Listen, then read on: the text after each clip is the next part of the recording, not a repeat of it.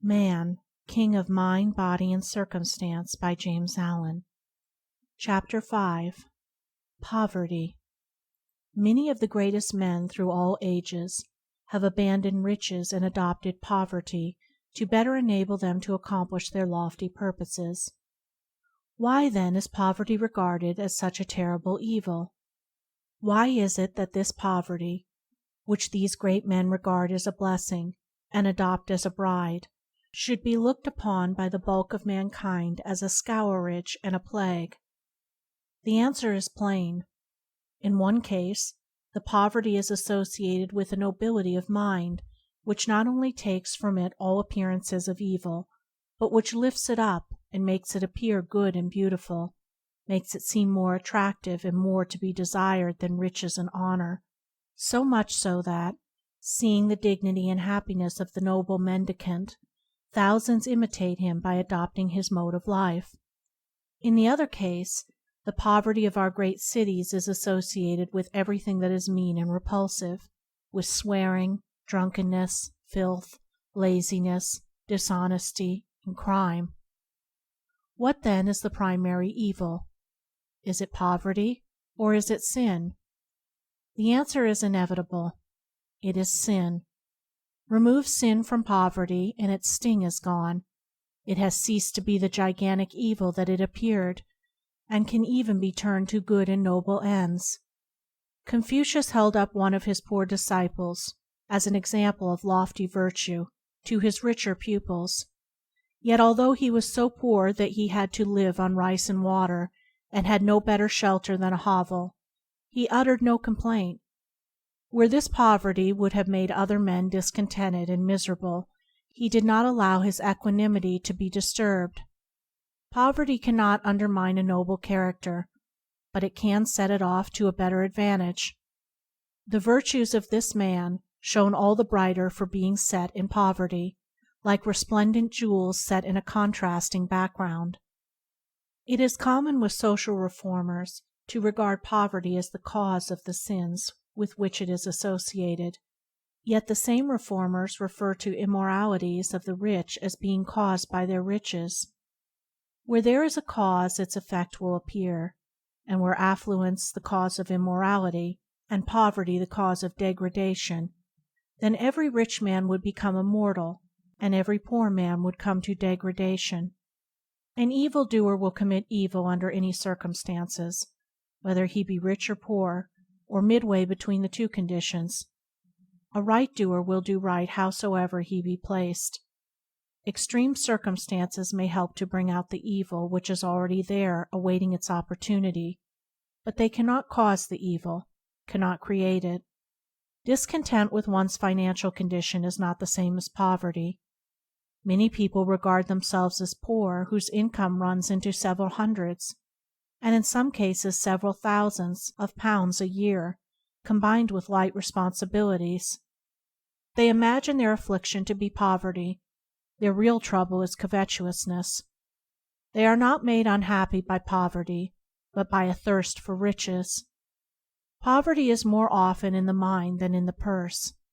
So long as a man thirsts for more money he will regard himself as poor, and in that sense he is poor, for covetousness is poverty of mind.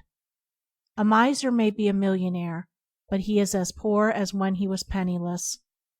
On the other hand, the trouble with so many who are living in indigence and degradation is that they are satisfied with their condition. To be living in dirt, disorder, laziness, and swinish self-indulgence, reveling in foul thoughts, foul words, and unclean surroundings, and to be satisfied with oneself, is deplorable.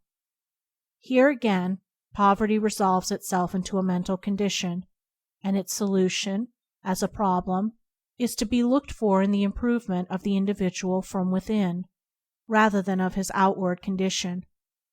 Let a man be made clean and alert from within, and he will no longer be content with dirt and degradation without. Having put his mind in order, he will then put his house in order. Indeed, both he and others will know that he has put himself right by the fact that he has put his immediate surroundings right.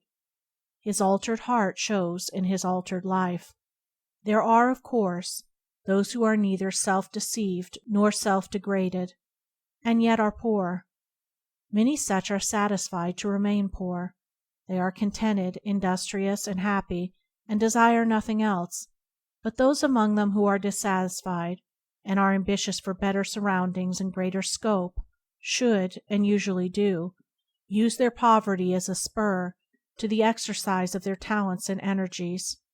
By self-improvement and attention to duty they can rise into the fuller, more responsible life which they desire. Devotion to duty is, indeed, not only the way out of poverty which is regarded as restrictive, it is also the royal road to affluence, influence, and lasting joy, even to perfection itself. When understood in its deepest sense, it is seen to be related to all that is best and noblest in life. It includes energy, industry, concentrated attention to the business of one's life, singleness of purpose, courage and faithfulness, determination and self-reliance, and that self-abnegation which is the key to all real greatness. A singularly successful man was once asked, "What is the secret to your success?" And he replied, "Getting up at 6 o'clock in the morning and minding my own business." Success, honor, and influence always come to him who diligently attends to the business of his life, and religiously avoids interfering with the duties of others.